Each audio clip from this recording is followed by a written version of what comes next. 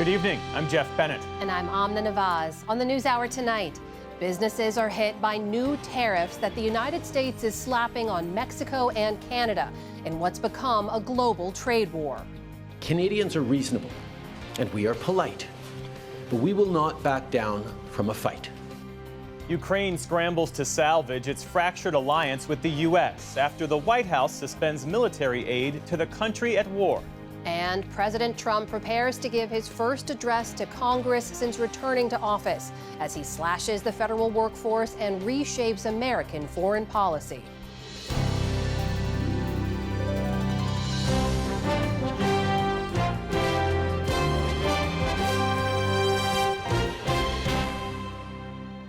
Major funding for the PBS NewsHour has been provided by the ongoing support of these individuals and institutions, and friends of the NewsHour, including Kathy and Paul Anderson, and Camilla and George Smith.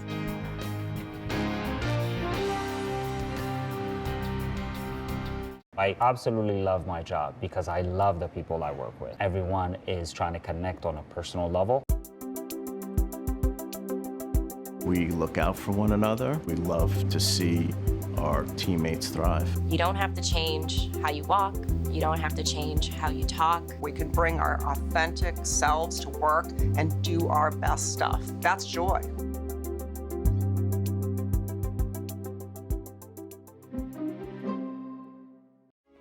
The Charles F. Kettering Foundation, working to advance inclusive democracies.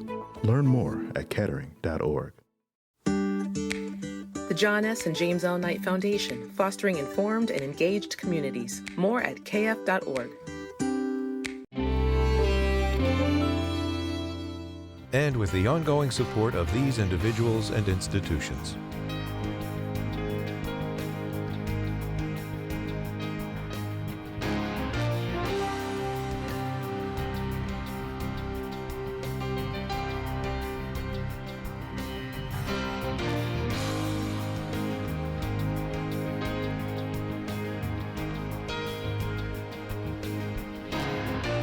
This program was made possible by the Corporation for Public Broadcasting and by contributions to your PBS station from viewers like you.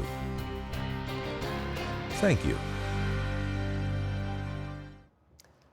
Welcome to the NewsHour. Ahead of the president's address to Congress tonight, the White House is implementing two new policies with global consequences. The Trump administration is halting military aid to Ukraine, and it's imposing new tariffs on Mexico, Canada, and China. That sparked a wider trade war and sent markets plummeting for a second day in a row. We start tonight with the economic fallout. Hours after the new tariffs took effect, a blunt rebuke from America's second largest trading partner. Even though you're a very smart guy, this is a very dumb thing to do. Speaking directly to President Trump, Canadian Prime Minister Justin Trudeau announced tariffs on more than $100 billion of U.S. exports in the coming weeks, a quarter of which take effect immediately. Canadians are reasonable, and we are polite, but we will not back down from a fight. Our tariffs will remain in place until the U.S. tariffs are withdrawn. The new U.S. tariffs in effect today impose a 25% tax on imports from Canada and Mexico and raise duties on Chinese goods to 20%. There may well be short-term price movements, but in the long term, it's going to be completely different. Commerce Secretary Howard Lutnick defended the tariffs on CNBC and said they could be lifted later on. He argued today's policy is tied to the flow of fentanyl into the U.S. from China and across the borders with Canada and Mexico. We need to see material reduction in autopsy deaths from opioid, and that's what the president is talking about. This is not a trade war. Trudeau said Canada has stepped up its efforts to control fentanyl and that only a tiny fraction of the drug seized at U.S. borders comes from Canada. Meantime, Mexican President Claudia Sheinbaum pledged retaliatory steps to be announced Sunday. It is by no means our purpose to start an economic or trade confrontation, which unfortunately and regrettably is the opposite of what we should be doing. That is, integrating our economies more to strengthen our region. In Beijing, China retaliated with tariffs up to 15% on U.S. farm exports. The countermeasures China has taken are entirely justified and necessary to safeguard its own rights and interests. Trade among the U.S., China, Mexico, and Canada totals more than $2.2 trillion across a wide swath of goods. For example, the U.S. imports cell phones, computers, and other electronics from China, lumber from Canada, and much of its produce from Mexico. More than 20% of the cars, SUVs, and pickup trucks Americans buy come from Canada and Mexico. Markets tanked again today as a number of business groups and retailers warn the pain of a trade war is about to hit. If there's a 25% tariff, those prices will go up. Target CEO Brian Cornell told CNBC that his company imports much of its winter produce from Mexico. Those are categories where we'll try to protect pricing, but the consumer will likely see price increases over the next couple of days. And the impact isn't limited to consumers. President Trump's tariffs had Wall Street spooked for a second straight day. The Dow Jones Industrial Average dropped 670 points on the day. The Nasdaq ended 65 points lower after flirting with correction territory earlier in the day. The S&P 500 also ended lower and has now erased all its gains after Mr. Trump's election. Soon after the markets closed, Commerce Secretary Howard Lutnick told Fox Business that President Trump may offer some kind of relief to Canada and Mexico from part of the tariffs tomorrow, but he offered no details. For the moment, those tariffs are in full effect, and we spoke earlier about the consequences with Robin Farzad, economic analyst and host of Public Radio's Full Disclosure. Robin, thanks for being with us. Thank you, Jeff. So we've got the makings of a potentially devastating trade war. China and Canada will impose their own tariffs on billions of dollars worth of U.S. goods. In response to President Trump's tariffs, Mexico plans to announce new levies soon. Lots of uncertainty being wrought by all of this. What stands out to you? We're living in the essay section of an AP history exam in year 2050. I mean, that's the thing. It's like you can learn from history, and we were only so analogous to the last time the United States slapped the world with so many tariffs and caused a full-throated trade war the way we're seeing right now. But I'm still saying that there's a wait-and-see approach. Certainly the first thing to react, markets. We saw the bond market price in more likelihood of recession. We saw the stock market tumble the last few days. We see retailers, producers, farmers, and the like come out and anecdotally suggest that they're stressed, but it really hasn't had time to hit yet the true economy and for consumers to feel it. Yeah, that's the big question right now. What's going to be the impact? Our team spoke with Steve Lamar. He's president and CEO of the American Apparel and Footwear Association. Here's what he had to say. Mexico specifically, you've got this very strong partnership between the U.S. and the Mexican textile and apparel industry. We ship a lot of yarns and fabrics down to Mexico. They're converted into garments and they're brought back up to the United States. Of course, our textile industry, they need all the export markets they can get. And when we turn around and create this huge obstacle to that market, we're undermining not only the ability of our industry to create good jobs on both sides of the border, but also for the textile industry, a partner of ours, to create good jobs as well. So he's making the point that the North American economies are so interconnected. I mean, what might be the impact on the average U.S. consumer? Well, there's a false nostalgia. I think Donald Trump, you saw in his press conference, he says there's an easy answer to this. Build it kind of soup to nuts here. Integrate across the board. Don't just be sending it back and forth the border, Mexico, Canada, whether it's textiles or autos. I will say there's tremendous slack in the system. You could always turn to a Bangladesh, a Cambodia, El Salvador. There are other markets that are very willing to take the raw materials and turn them around back to us. But if you look at the likes of Walmart and Target and Gap and the various apparel manufacturers, towel makers, they have long-standing, relationships that took 20 plus years to source after NAFTA, that they're suddenly going to have to scramble and say, wow, I can't get this done. And it's brutal. I mean, Walmart is going to say, well, if you can't get it done, who can? And this is where it becomes self-defeating for us. It ends up hurting our farmers, hurting the ones that churn out the cotton, the hemp, the various other raw materials that go into these textile products, for example. Well, the conservative-leaning Wall Street Journal editorial board has weighed in, and they published an op-ed with the headline, "Trump takes the dumbest tariff plunge." And there's a line in here that stood out to me. It says, "Mr. Trump is volatile, and who knows how long he'll keep the tariffs in place." Wars are easy to start, not so easy to end. How might this end, Robin? It's interesting. It speaks to an old kind of Chamber of Commerce wing of the GOP. You and I have talked about it before, where, at least very quietly, you were grateful for immigrant labor. You were grateful for the gains from trade that you would see, the fact that you could go to a Walmart and buy a $20 DVD player because so much was manufactured in China and abroad. There was always a dividend for the American consumer, which helped the American consumer, build her quality of life, the things that she could afford. And that freed up money for other things. But it points to a kind of a long-lost fissure in that party because very much the business Chamber of Commerce wing has been muted. You're seeing, even with Jamie Dimon, the king of Wall Street, the CEO of JP Morgan, say, you know what, they're going to be tariffs and we got to take it. We got to take this bad medicine. It's not going to be the end of the world. So it'd be curious to see which kind of coalition comes out afterwards and say, well, look, see what you wrought. There's a better way. We've also heard President Trump say that he wants the Fed to cut rates. Do you see a scenario where the Fed would cut rates if these tariffs prove to be a real drag on the economy? I mean, if we shoot ourselves in the foot and push the economy into a recession, then that would helpfully snuff out inflation. And then weakness becomes an unemployment spiking and credit quality deteriorating. And you'd see all sort of worrisome indicators and layoffs and pink slips going out.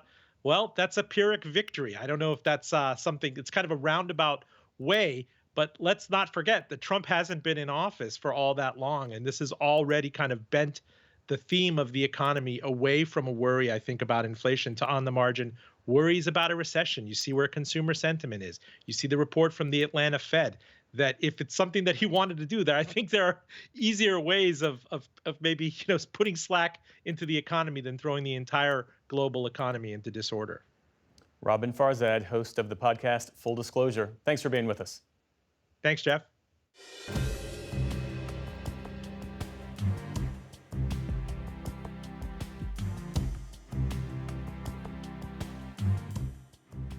It has also been a dramatic day for the administration's policy on Ukraine. President Zelensky today expressed regret for how his Oval Office meeting with President Trump melted down on Friday, and he echoed President Trump's language about hoping to end the war and signed an economic deal.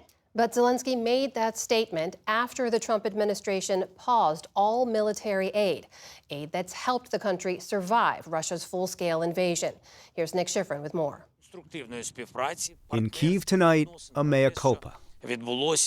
We can only regret what happened at the White House instead of our negotiations, but we must find the strength to move forward, to respect one another. You're buried there, your people are dying. Since Friday, U.S. officials have been wanting Ukrainian President Volodymyr Zelensky to apologize and indicate a willingness to cease fire, which he did for the first time today on X. He wrote the first stages could be the release of prisoners and truce in the sky, a ban on missiles, long-range drones, bombs on energy and other civilian infrastructure, and truce in the sea immediately, if Russia will do the same. Zelensky also pledged to sign an economic deal that would pay half of all revenue from Ukraine's critical minerals, including this titanium mine, to an investment fund jointly owned with the U.S. It would upend decades of U.S. precedent, forcing the invaded, not the invader, to pay up. But it would also mean the U.S. was invested literally in Ukraine's future, as the two presidents celebrated before Friday's meeting blew up. It's a big commitment from the United States, and we appreciate working with you very much. But the deal does not come with security guarantees, and Ukraine argues only a strong defense can end the fighting long term. Since Russia's full-scale invasion, the U.S. has appropriated more than $180 billion to Ukraine, $66 billion in military aid. Today, the U.S. is responsible for 20% of Ukraine's military supplies, perhaps most critically, air defense, including the Patriot missile system. A senior Ukrainian official argues Ukraine can survive without most American weapons, in part because Ukraine has mastered modern war's most important weapon, drones. This is not 2022 anymore. Our resilience is stronger now. We have the means to defend ourselves. But still, the U.S. decision has left Ukraine's defenders offended. At first, the U.S. were with us. Now they don't even want to recognize Russia as an aggressor. In fact, the U.S. has changed sides. Echoing that soldier, a senior Ukrainian official told me that after the White House confirmed the pause of U.S. military assistance last night, Ukraine felt betrayed. This official said, quote, "In the war between Ukraine and Russia, the first surrender was the United States." But he and other Ukrainian officials I spoke to tonight said they hope President Zelensky's message could lead to the economic deal being signed, and they expressed gratitude for their cooperation with the Trump administration. Amna? Thank you, Nick. For more on this now, we turn to retired Lieutenant General Doug Lute. He served in both the George W. Bush and Obama administrations on the National Security Council staff and was U.S. Ambassador to NATO during the Obama administration. General Lute, welcome back to the NewsHour. Always great to see you. You've heard now the White House says that the freeze on military aid to Ukraine stays in place until President Trump determines Ukraine has demonstrated a commitment to peace negotiations. What's your reaction to that?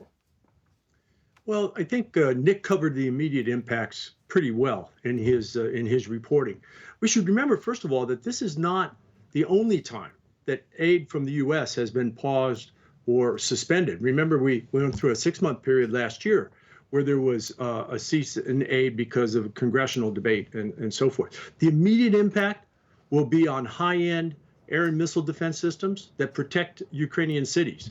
And as Nick reported, the Patriot missile system is probably first and foremost there. But also there's very sensitive intelligence sharing that's been going on, and intelligence gathered from very sensitive collection sources. So it'll be interesting to see if that sharing also ends. There are 3 things that will somewhat moderate or mitigate the impact of this U.S. pause. First of all, Ukraine has ramped up its own indigenous defense industrial base. They produced a million drones on their own last year, and drones now dominate the battlefield. The Europeans can cover some of this gap as the U.S. departs. And then finally, it very much depends on the battlefield dynamic. Does the tempo of the war remain the same, or is there hope for a ceasefire, which would mean that the gap is less significant? General Lute, is the U.S. asking enough of Russia in all of this to get them at the negotiating table? I think this is one of the curious dimensions of the Trump approach, which seems to be removing leverage from Russia and pressuring Ukraine. You saw just a couple weeks ago that the defense secretary announced 3 no's with regard to leverage on Russia. So no U.S. troops as a part of a ceasefire enforcement arrangement. No return of Ukrainian occupied territory, sovereign territory, and no hope that Ukraine will join NATO. That's curious because typically in the pre-negotiation phase, the sides try to gather leverage, to assemble leverage, rather than sacrifice it. We've also heard these repeated demands from U.S. officials of gratitude, more gratitude from President Zelensky. It came up in the White House meeting. It's come up since then. What do you make of that? Is that a productive tack to take with an ally? Well, perhaps it would be if it were true, but it's simply not true. I mean, I don't know of a single public engagement with Americans or with European allies or with the United Nations where President Zelensky has not started with making the point, begun his engagement with gratitude and thanks. So I just don't think it's accurate. President Zelensky seems to want, in these talks, security guarantees up front first, and then to talk about negotiations and a ceasefire. President Trump and his team want to talk about the ceasefire first. For a war that's now in its 3rd year, what's wrong with that approach? Well, President Trump has said security is the easy part. Getting to the negotiations, he implies, getting to the negotiations is the hard part, which he's working on now. That's simply not Zelensky's and the Ukrainians' experience over the last 11 years. They have 11 years of experience of numerous signed agreements between Ukraine and Russia, which have repeatedly been violated, and yet their country has no security.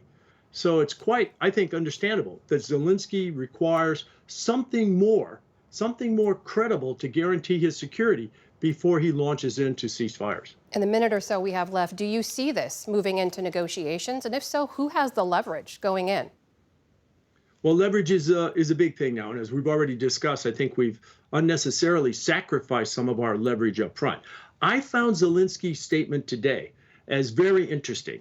He offered some good ideas, what would in typical terms be called confidence building measures. So the exchange of prisoners, a ceasefire, long-range strikes on both sides, a ceasefire at sea. So if these sorts of introductory measures, beginning measures can be set in place, then maybe we can build some momentum towards talks. Retired Lieutenant General Doug Lute. General Lute, thank you for your time. Always good to speak with you.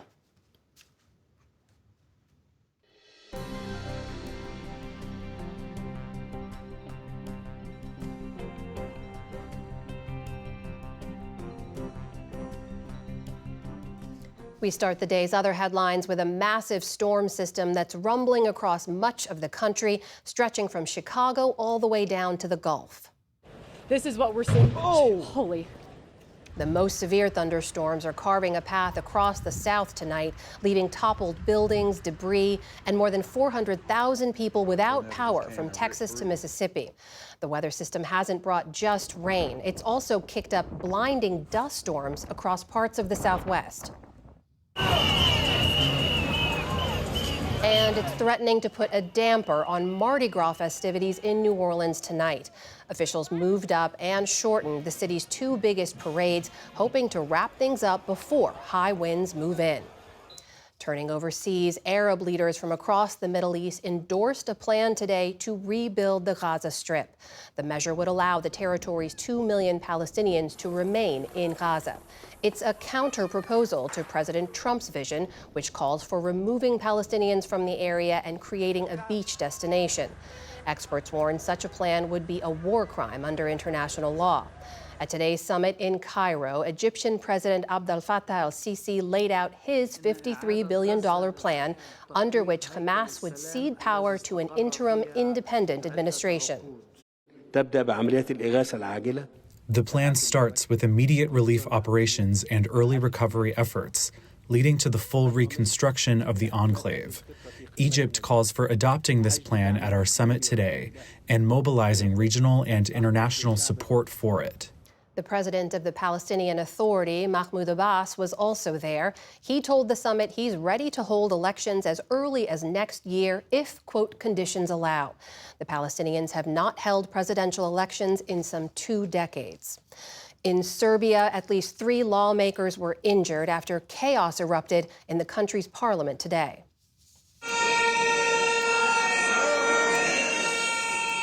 Opposition lawmakers threw smoke bombs and flares as the chamber was set to vote on a measure that would increase funding for universities.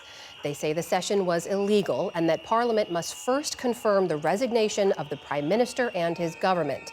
Miloš Vučević stepped down in January after months of anti-corruption demonstrations related to the collapse of a train station canopy that killed 15 people. Opposition parties say the government has no authority to pass new laws and are calling for new elections. The U.S. Senate has voted not to move forward a bill that would have banned transgender student athletes from participating in women and girls sports. 3/5 of the senators duly chosen and sworn not having voted in the affirmative, the motion is not agreed to. The measure needed 60 votes to proceed. It failed along party lines last night. The House has passed similar legislation with 2 Democrats supporting that bill. Republicans, led by President Trump, have frequently leaned into the issue of transgender athletes, framing it as unfair to women and girls. Many Democrats argue that such measures distract from more important issues facing the nation and could further isolate and harm transgender youth. An investor group led by U.S. firm BlackRock is buying 2 ports at either end of the Panama Canal. Those terminals are currently operated by the Hong Kong-based group CK Hutchison. They've been at the center of a dispute between the Trump administration and Panama as President Trump accuses China of influencing the critical waterway. Last month, Panama's president denied that China had any control over canal operations. The roughly $23 billion deal requires approval from Panama's government. And now for some exciting news about two celebrity lovebirds who found fame online. Bald eagle power couple Jackie and Shadow of California's Big Bear Valley are now proud parents of two baby eaglets. Yesterday, a live stream showed some cracks in two of their new eggs. Then, just before midnight, new life entered the nest. Over 80,000 viewers tuned into the live stream this morning to watch the protective parents admire the eaglets and monitor a third egg, which is expected to hatch in the coming days. So congratulations to Jackie and Shadow on the new members of their family. And from the beginnings of life to the passing of another, Robert Clark has died. He was elected Mississippi's first black lawmaker of the 20th century in 1967. A teacher and descendant of enslaved people in a deeply segregated state, Clark was ostracized by his colleagues, forced to sit by himself in the House chamber and at official dinners. But Clark rose to the second highest leadership role in the State House, a position he held until he retired in 2004. His son, Bryant Clark, who took over his father's seat, says Robert Clark died of natural causes. He was 96 years old. Still to come on the NewsHour, what to expect from President Trump's address to Congress. Mexico argues against gun makers in the U.S. Supreme Court, plus much more. This is the PBS NewsHour from the David M. Rubenstein studio at WETA in Washington and in the West from the Walter Cronkite School of Journalism at Arizona State University.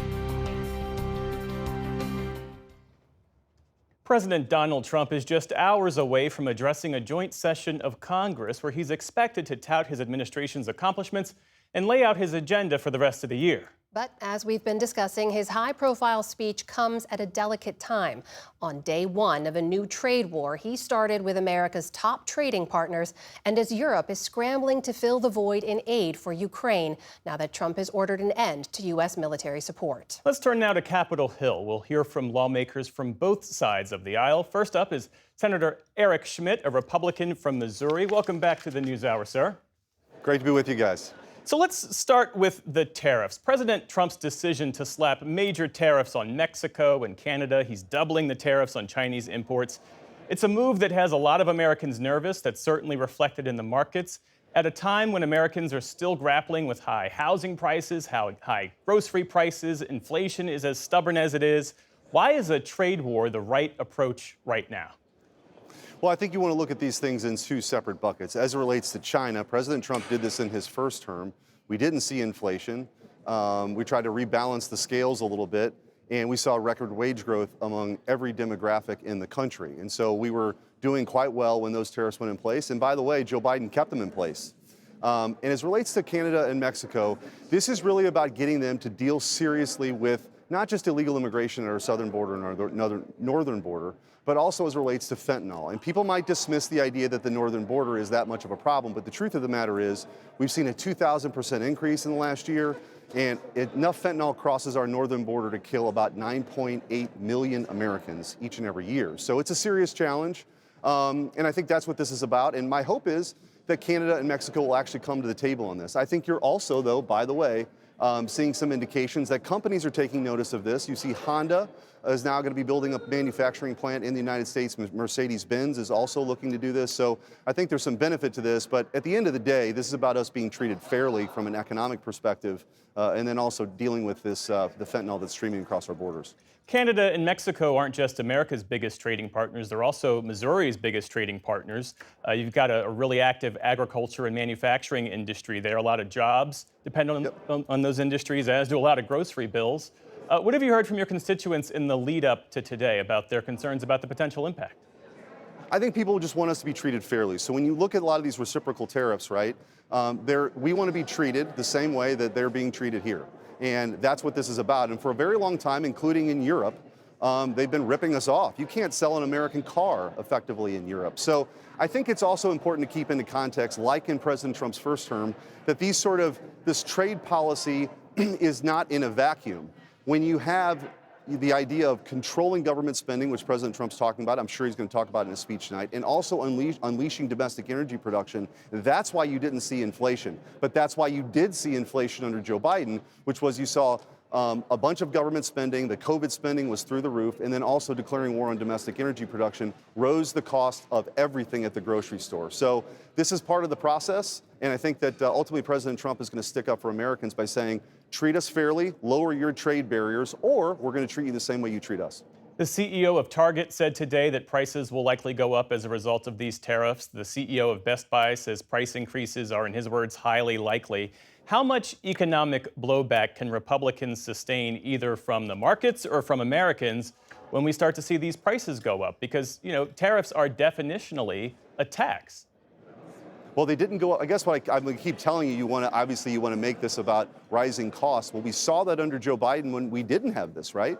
We've been treated very unfairly by a lot of our so-called allies, and President Trump is trying to rebalance that. So ultimately, if we produce more energy and we cut government spending, okay, that is what drives inflation. And people feel that in their pocketbooks. That is what caused the price of everything to go up at the grocery store. So I think people, and you look at the polling numbers over the weekend, President Trump has a record high approval rating, much higher than Joe Biden's was. So I think the American people are ready for somebody that's going to stand up for them. You look at the other policies that President Trump is taking on. In the lead-in, I heard you talking about the Democrats, all of them voting against banning transgender athletes for competing against women, men competing against women. The Democrat Party is so out of step with where real America is on virtually every issue. It's why they lost badly in November. President Trump is doing all of the things he talked about on the campaign trail, including cutting government spending. So if you look at the polling numbers, it just doesn't support the argument that people aren't happy with this. They want somebody to come disrupt permanent Washington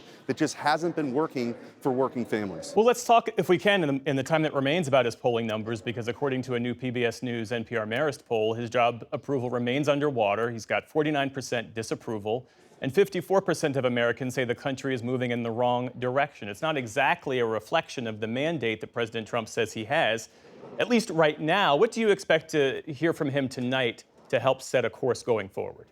I think he's going to talk about the early successes that we've had.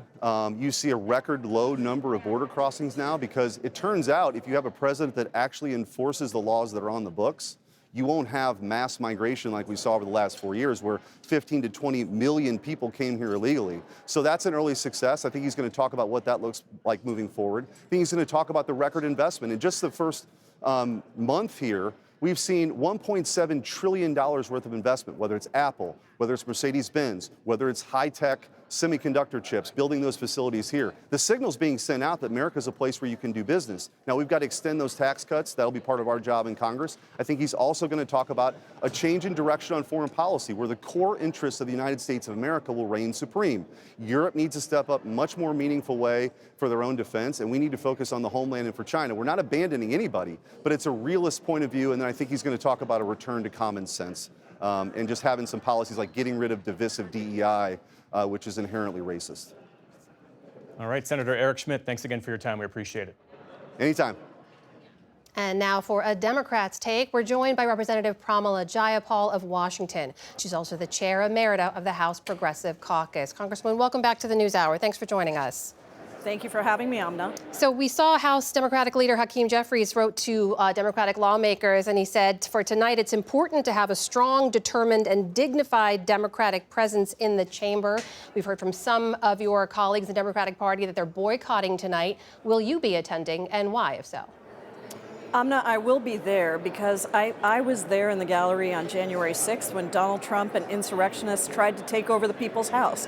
And tonight, I feel that it's very important for us to reclaim our House, to reclaim our chamber, to sit there and be able to very seriously react to and hear what Donald Trump is going to say. I believe that it's going to be a set of the lies that he's going to be spreading that are completely divorced from reality.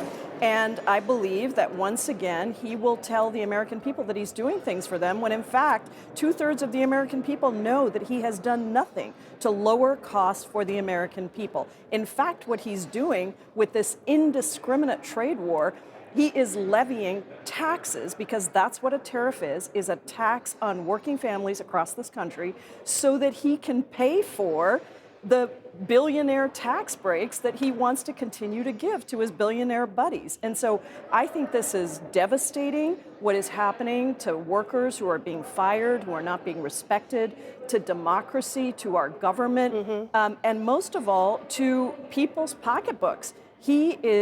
People are seeing raised prices, the stock market's in a slump because Donald Trump is once again destroying stability for working families across this country. So, Congresswoman, with tens of millions of people potentially tuning in to watch tonight, you'll be in attendance. What does it mean, in your own words, as you say, to seriously react to what he's saying? Do we expect Democrats to be loudly booing to some of his remarks or sitting silently? I mean, with so many people watching, what's the message you're sending tonight? I think we will be sitting silently. It has always been Republicans who have tried to disrupt Democratic presidents. That's the history of Joe Wilson, Representative Joe Wilson yelling, "You lie," at Barack Obama. It's the history of Marjorie Taylor Greene yelling consistently at Joe Biden.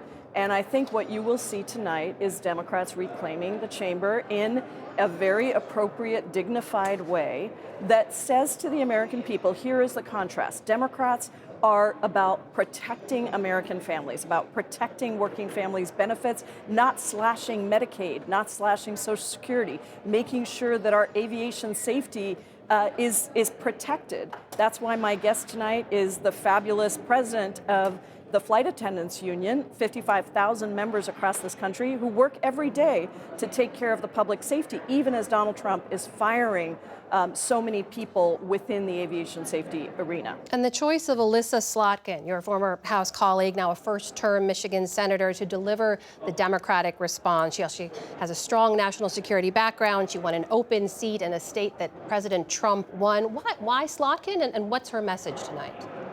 Elissa's terrific. She was a colleague of mine in the House, and I think she has shown how you can absolutely win districts and states that Donald Trump won with a strong message that is about protecting the public, making sure that Republicans are not able to slash these incredible programs and benefits to deliver tax breaks for billionaires. And so I'm glad that she's going to be doing it. I'm looking forward to seeing what she has to say, and certainly she knows how to win a swing state like Michigan.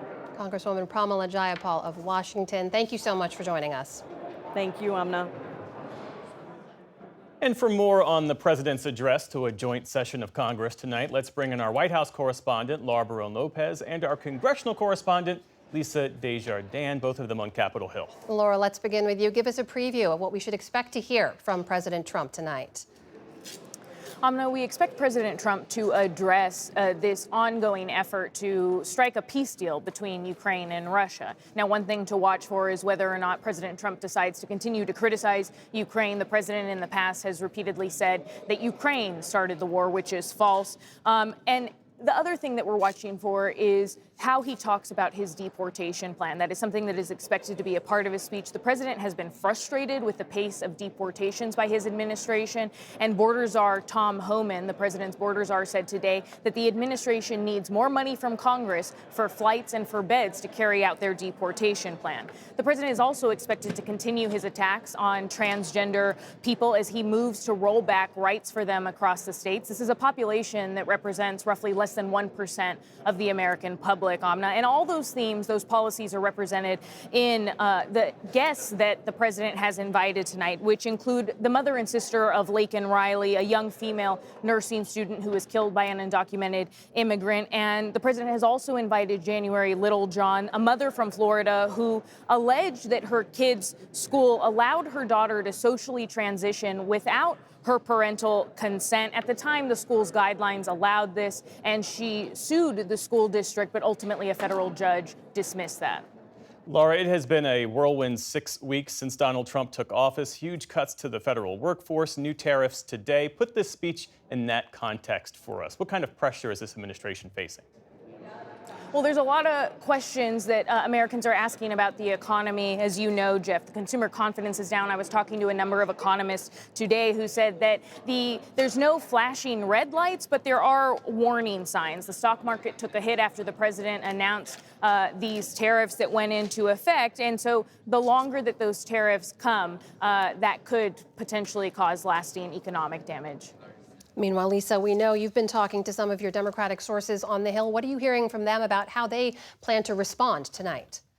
That's right. Think about this. It is a very big night for President Trump and for Republicans, but you could argue it's equally a big night for Democrats who have needed to find their footing after losing the election in November. They realize this, and they have been paying a lot of attention to how they handle tonight.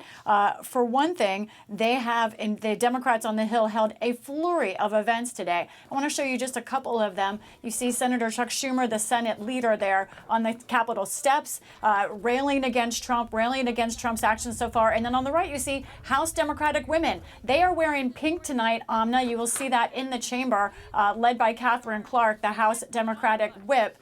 They want people to see Democrats have more women in the chamber than Republicans do, and they also want to show themselves as a force. But as you said to Laura, this is all happening as we see cuts, as we see not just reaction from lawmakers here, but protests around the country from people, federal workers who are protesting Trump's actions.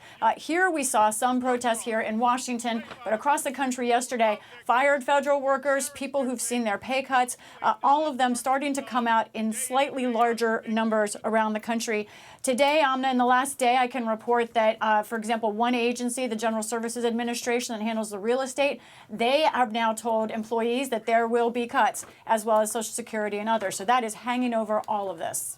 All right, Lisa Desjardins and Laura Barron Lopez on Capitol Hill for us tonight.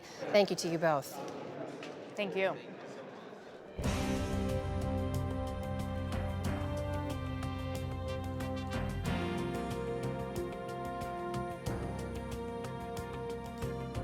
Mexican officials argued today at the U.S. Supreme Court that American gun makers should be held liable for cartel violence in their country. Mexico is seeking billions of dollars from several major U.S. firearm manufacturers and one gun wholesaler in an effort to be reimbursed for costs related to gun violence. Stephanie Sy has more. The Mexican government estimates that 200,000 firearms are smuggled into the country from the United States each year, and the vast majority of guns found at Mexican crime scenes come from the U.S.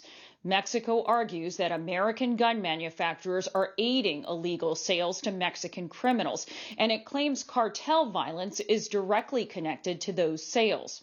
A 2005 law generally shields firearms manufacturers and others along the supply chain from civil liability, but Mexico is trying to argue for an exception.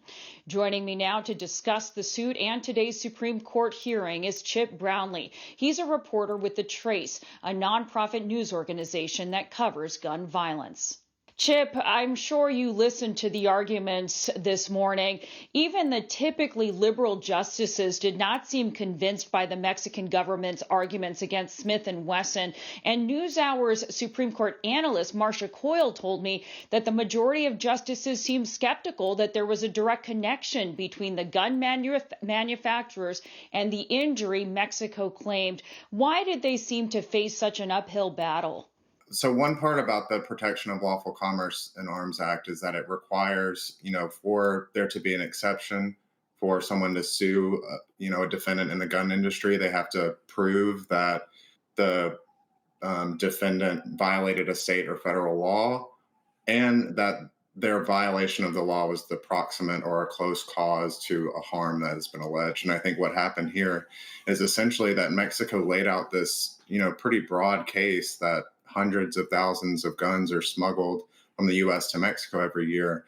But the actual link between the gun manufacturers and the guns on the ground in Mexico that wind up in the hands of cartels, that link wasn't exactly clear. So I totally agree. I think listening to it, you saw most, if not all, of the judges seeming skeptical of Mexico's argument. And I think we could see even a unanimous verdict in this case. What is Mexico accusing the gun manufacturers of doing that would amount to aiding and abetting and make the case an exception to that 2005 law? So Mexico is essentially alleging here that the gun manufacturers and distributors are marketing their guns to the cartel. So one example that came up in the case is this Colt handgun that was marketed as El Jefe, which literally means boss, but is a term that refers to a cartel boss.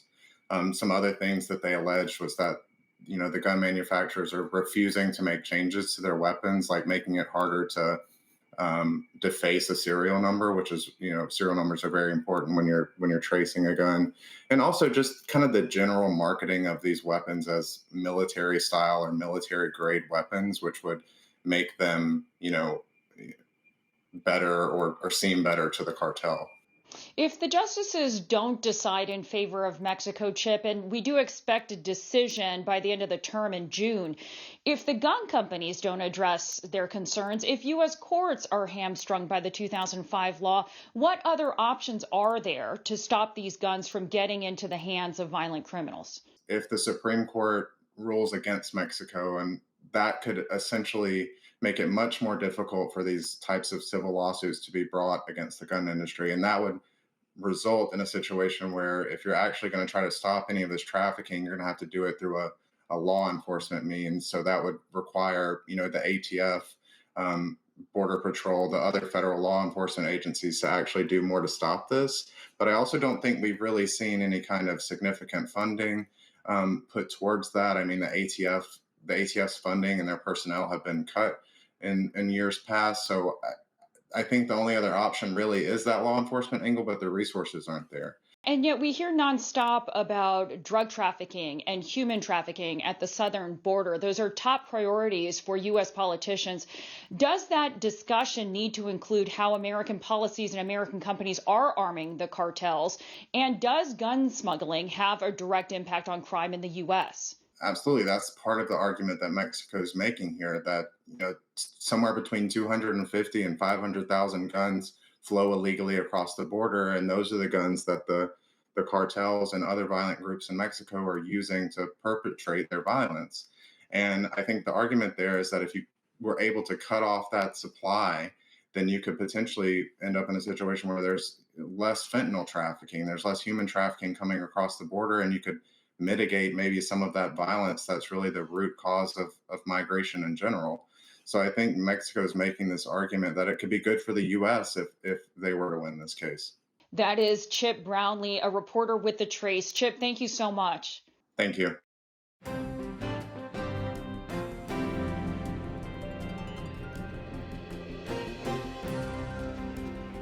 And we'll be back shortly, but first take a moment to hear from your local PBS station. It's a chance to offer your support, which helps to keep programs like this one on the air.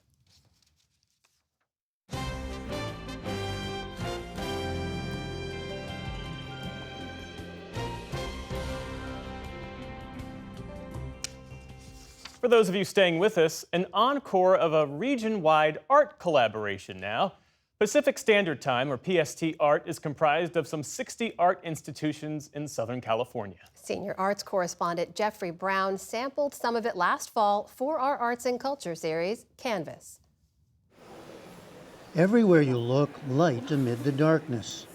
Illuminated manuscripts, glowing, even shimmering objects. Most from medieval times, a few created by contemporary artists.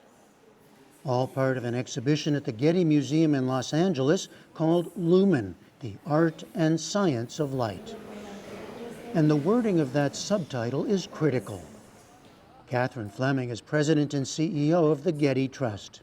Art and science may at first blush look like things that don't go together, but actually they do. These are both modalities of thought or of expression that are concerned with some of the most profound and basic questions.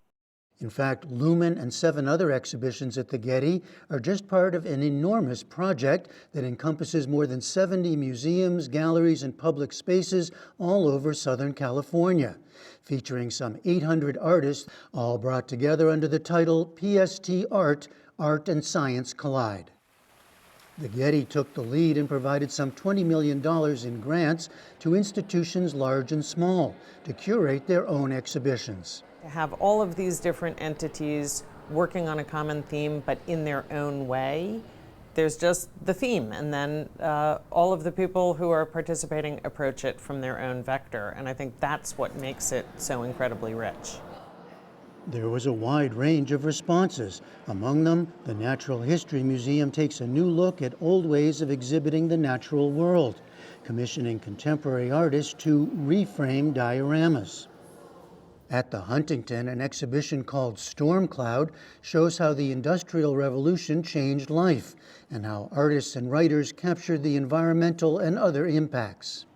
Self-Help Graphics and Art, a community art center, presents Sinks, looking at land contamination in present-day Los Angeles.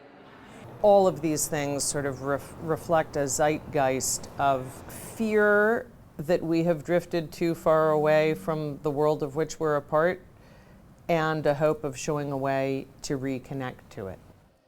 At the Brand Library and Art Center in Glendale, a direct connection between artists and scientists from NASA's Jet Propulsion Laboratory for an exhibition titled Blended Worlds: Experiments in Interplanetary Imagination. Collaborations that bring together science and art to see the world make that worlds a little differently. As in this work conceived by sculptor David Bowen, working with scientists and JPL data systems architect Rishi Verma. One of the questions we had, maybe the seed of a question, was how do we bridge a gap of 140 million miles between Mars and the Earth? And if we were to bridge that, what would that look like? What would that feel like? The result is called Telepresent Wind, a sculpture in which we see earthbound grass stalks from the plains of Minnesota swaying in the wind of Mars, or at least from tiny motors using data of actual wind speeds on the surface of Mars, gathered by the Perseverance rover. Verma's job to transform and analyze data gathered from Mars. Bowen's to bring the data to life.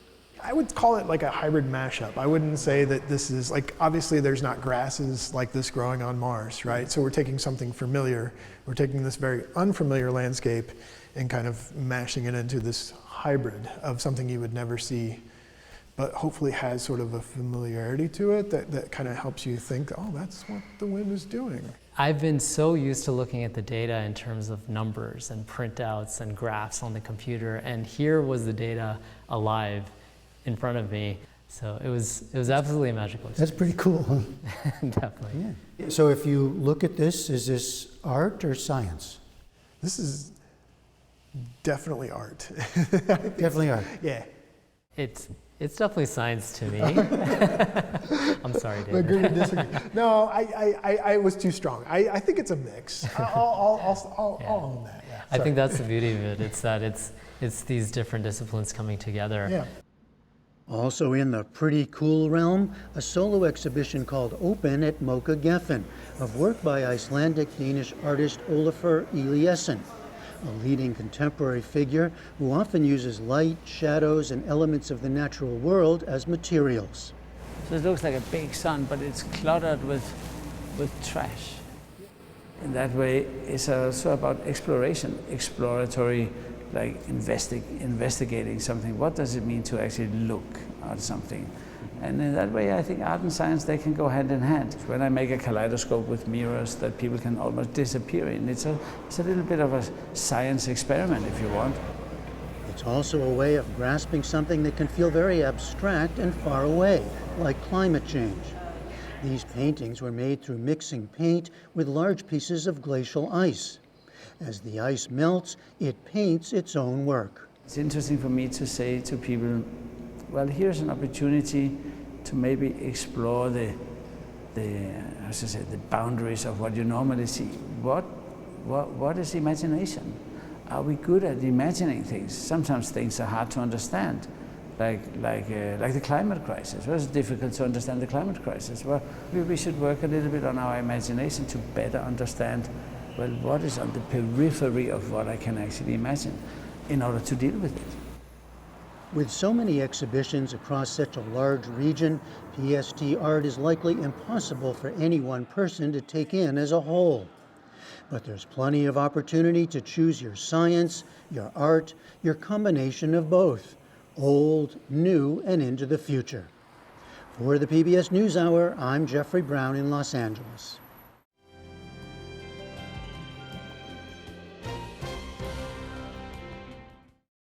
And be sure to tune in later tonight. We will be here with live coverage of President Trump's address to a joint session of Congress.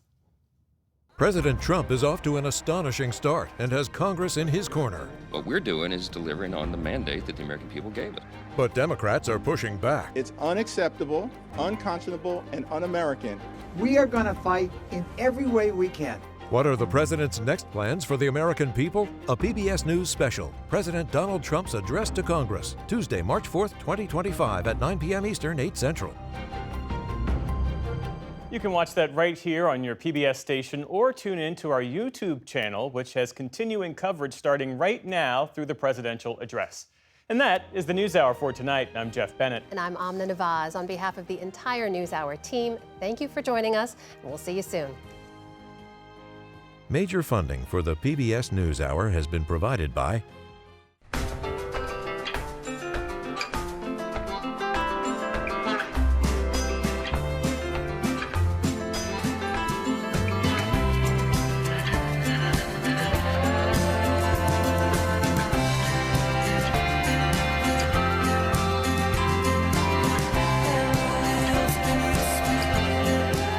moving our economy for 160 years.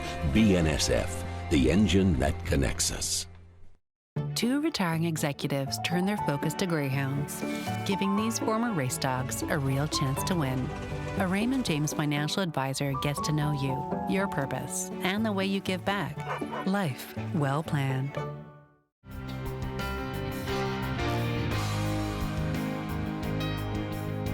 Carnegie Corporation of New York, working to reduce political polarization through philanthropic support for education, democracy, and peace. More information at carnegie.org. And with the ongoing support of these institutions.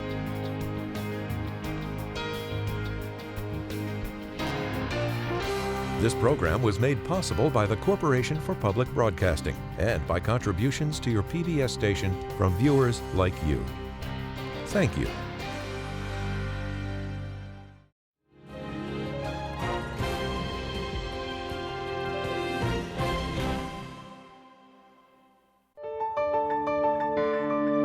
You're watching PBS.